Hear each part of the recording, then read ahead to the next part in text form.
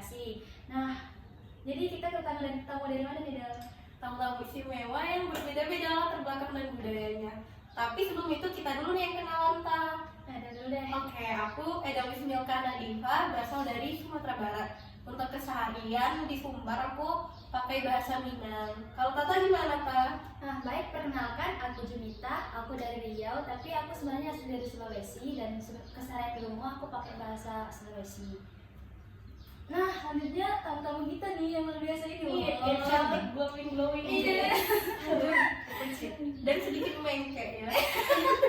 Mengket apa? Mengket apa? Nggak tahu. Oh, manja. Oh iya. Oke. Ya. Kenalan dulu, siapa dulu nih? Pas Iya, ini iya, boleh iya. ya. Perkenalkan, saya Ismara Latifa, saya asalnya dari Riau. Kesehariannya pakai bahasa apa, Ismara? Kalau saya di rumah pakai bahasa Indonesia, tapi kan orang tua saya itu dari Jawa kan. Nah, sukunya jadi kan suku Jawa, itu mereka biasa pakai bahasa Jawa campur Indo juga. Sama-sama. Oh.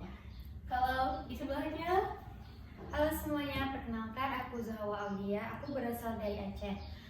Kebetulan aku tinggalnya itu di bagian Aceh Melayu, jadi kalau kita keseharian aku itu seperti lebih ke Melayunya gitu. Ini terakhir nih, Halo semuanya, perkenalkan nama aku Anastasia Diambarwati, asal aku dari Riau. Orang tua aku sama kayak Kak Ismara, mereka suku Jawa. Kesehariannya mereka juga pakai bahasa Jawa, tapi kalau aku pribadi aku pakai bahasa Indonesia. Oke.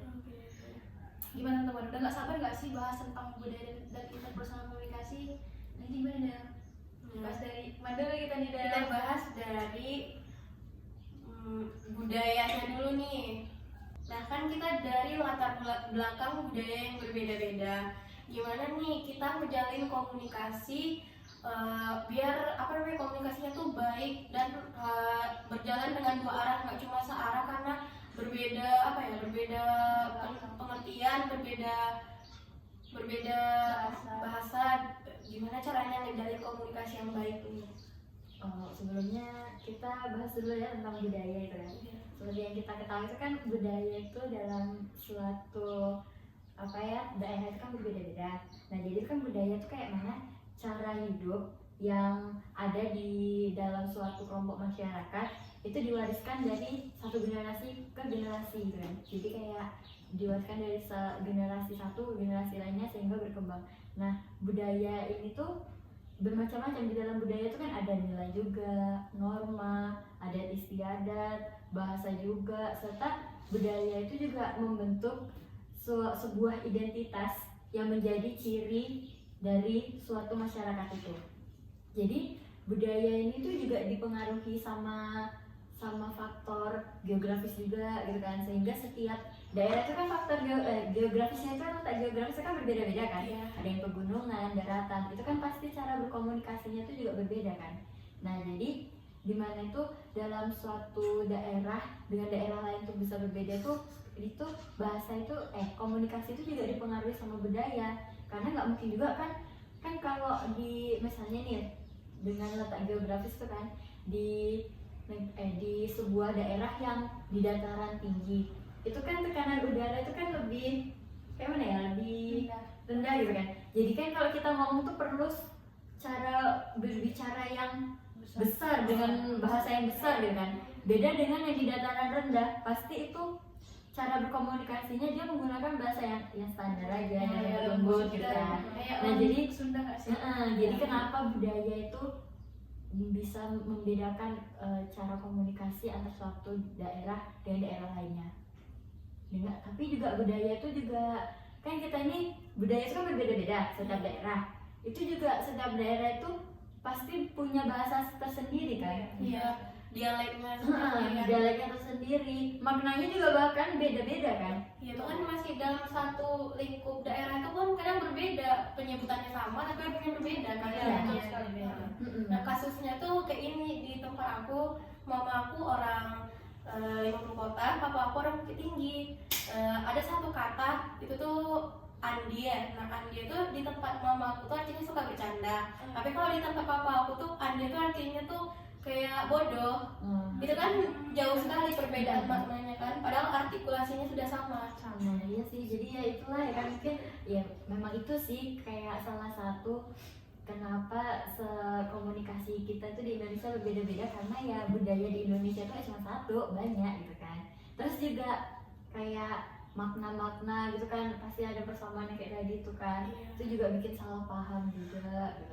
Nah, apabila kalau misalnya nih kita kan misalnya di Sumatera Barat gitu kan, enggak Sumatera Barat, di Sumatera Utara gitu kan. Itu kan rata-rata orang-orang tuh bicara itu dengan nada yang tinggi kan.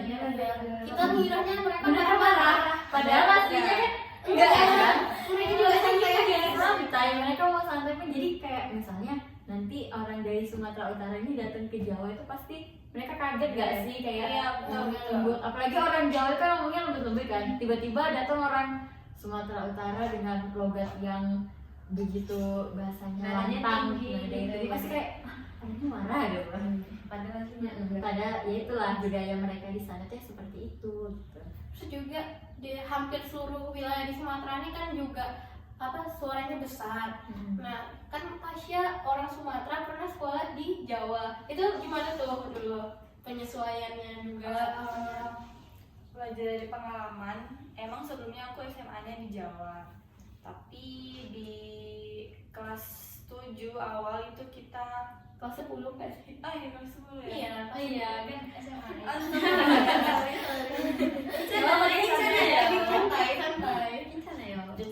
Jadi di kelas 10 tuh kita kehalang COVID, terus aku ke Jawanya tuh di kelas 11. Pertama kali masuk ke sana sebenarnya tuh sebenarnya nggak banyak ngomong ya, banyak ngomongnya tuh di waktu emang udah mulai akrab sama mereka, karena belum tentu belum terlalu sering dengar cara mereka bicara, jadi aku emang udah kebiasaan dengan logat di Sumatera. Kayak contohnya tuh di sini tuh ngomongnya bilang kamu tuh kau. Iya. Nah aku pernah ngajak teman aku bicara dengan panggilan kau, terus ada teman aku yang marah kayak kok kamu ngomong gitu kata dia. Tapi itu dia pakainya bahasa Jawa, aku nggak bisa ngontain juga lagi gimana ya bahasa Jawa saya lupa. Pokoknya mereka negur aku pakai bahasa Jawa, terus aku ditegur, kamu jangan pakai kalimat itu ya di sini, karena kalau di Jawa itu kau itu kasar banget. Jadi dari situ aku kayak mulai ngurangin kata kau, jadi aku rubah jadi kamu. Jadi gimana ya, kultur shock sih ya, karena mereka di sana tuh bahasanya halus-halus, beneran halus-halus banget. Kayak gimana ya, halusnya halus. Gak bisa definisiin, pokoknya halus gitulah. Jangankan dari Riau ke Jawa, tapi Riau ke sesama Sumatera itu yang Sumatera Barat juga nggak bisa kan kalau pakai bahasa kau itu kan. Iya. Kalau di tempat aku kau itu tuh juga kasar, tapi kadang sesama teman ada juga yang bilang kau gitu. Tapi kalau sesama teman nggak nganggap kasar, tapi kalau ke orang lain itu tuh bisa ya berarti kasar kau itu. Nah, jadi dari contoh yang udah disebut-sebutkan tadi tuh gimana nih menurut teman-teman, budaya itu membatasi komunikasi kita atau enggak? Membatasi. Kalau menurutku sih membatasi ya. Membatasi. Iya, karena kan kalau dalam komunikasi itu kan, dalam aspek komunikasi nih ya, budaya itu kayak mengatur cara orang itu berkomunikasi, cara orang itu menyampaikan pesan, kayak tadi logatnya beda-beda gitu kan. Itu sebenarnya nggak bisa dibilang membatasi juga sih gitu kan, selagi kita masih bisa mempelajari suatu budaya itu Beradaptasi ya. Beradaptasi. Berarti ini kita beradaptasi.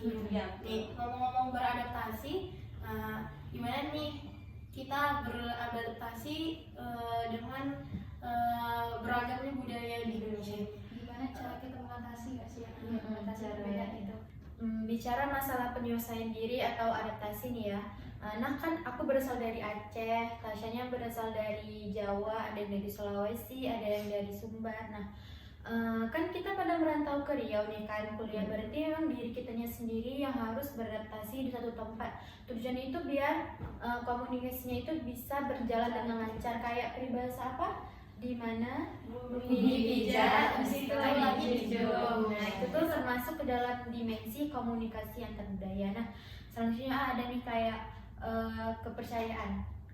Biasanya ini kepercayaan ini adalah hubungan baik yang dibangun dari rasa kepercayaan. Contohnya nih, aku curhat sama Kak Ismara nih. Nah, aku curhat ke dia itu karena merasa aku nyaman sama dia, percaya. Nah, itu tuh biasanya di hubungan pertemanan udah sering lah ya gitu. Kita kan bisa tahu bedain mana temen yang dipercaya, mana yang enggak. Nah, terus ada juga kayak pengungkapan diri. Ini tuh juga 11-12 sama sih kayak yang kepercayaan tadi. Ada nih yang paling penting tuh kesalingpahaman. Nah kan pastinya kayak Kak Isnara bilang tadi kan, satu daerah tuh ngomongnya gini, satu daerah ngomongnya gini, tapi maknanya beda. Ada yang kayak saling paham. Itu tuh biasanya dua orang yang saling komunikasi atau lebih, ngomongnya itu biar nggak saling paham supaya bisa tujuannya itu sama gitu, biar pada nggak saling paham gitu. Nah, selanjutnya ada nih dimensi komunikasi antar budaya yang paling pentingnya itu perbedaan norma dan aturan. Kan kita pasti tahu nih di satu daerah pasti beda-beda aturan ya kan. Udah jelas pasti kitanya nih yang merantau harus tahu gitu, harus lebih menghargai gitu aturan atau norma yang ada di satu daerah. Berarti kalau misalnya kita kedatangan tamu atau teman yang dari luar, dengan kita asli dari Riau, misalnya berarti kita harus ini nggak sih, kayak harus saling mengajari gitu nggak sih? Ngasih tahu gitu kan, ngasih tahu. Yang bagusnya tuh yang mana biar Kalau nggak mengingatkan lah. Iya. kayak nggak boleh diomongin. Terus kita juga jangan langsung ngomong kau ke dia kan. Iya pakai Ya, bahasa bahasa sopan Inggris lah dulu. boleh dulu lah. Kayak kita keseharian juga nggak boleh ngomong gitu tahu, ntar maknanya beda nih sama di aku gitu. Iya. Benar-benar kita. Aku izin menyambung ya. Iya, boleh. Ngomongin soal perbedaan antara nilai budaya dan juga nama budaya, aku di sini pengen jelasin definisi dari kedua konsep tersebut. Jadi, nilai budaya itu merupakan prinsip atau keyakinan yang dianggap penting dalam suatu masyarakat. Contohnya itu seperti sopan santun, terus juga ada kejujuran yang itu udah menjadi identitas dalam budaya tersebut dan dianggap penting. Nah, sedangkan norma budaya, norma budaya itu merupakan aturan atau kebiasaan yang diterima oleh suatu budaya. Contohnya itu ya kita kenal norma agama, banyak sekali ajaran-ajaran agama yang kita terima. Terus juga ada norma hukum, kemudian ada norma adat istiadat gitu kan. Namun perbedaannya, norma budaya itu merupakan norma konsep yang paling konkret, tapi seiring berjalannya waktu norma budaya itu bisa berubah, pudar, bisa pudar dia. Makanya kita sebagai masyarakat harus bisa mempertahankan norma budaya dan nilai budaya. Intinya dua konsep tersebut merupakan konsep yang saling berkaitan untuk bisa menghidupkan identitas suatu budaya. Itu aja sih dari aku. Bicara soal norma nih, nah kan di Indonesia nih kita tuh norma budayanya tuh yang utama ya. Gimana nih kalau menurut teman-teman kan di Indonesia ngomong itu tuh kita lebih ke basa-basi dulu baru ke intinya. Nah kayak jadi poin pentingnya tuh di akhir. Nah kalau di luar negeri gimana menurut teman-teman?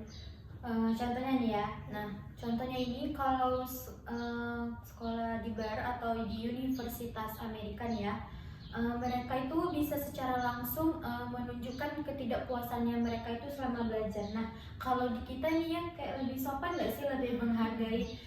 Contohnya ini kita pakai link formal kan, kalau merasa ketidakpuasan kita selama belajar itu biasanya menggunakan link, itu tuh lebih halus gitu. Yang nggak ada identitasnya. Jadi kita bisa gitu ya.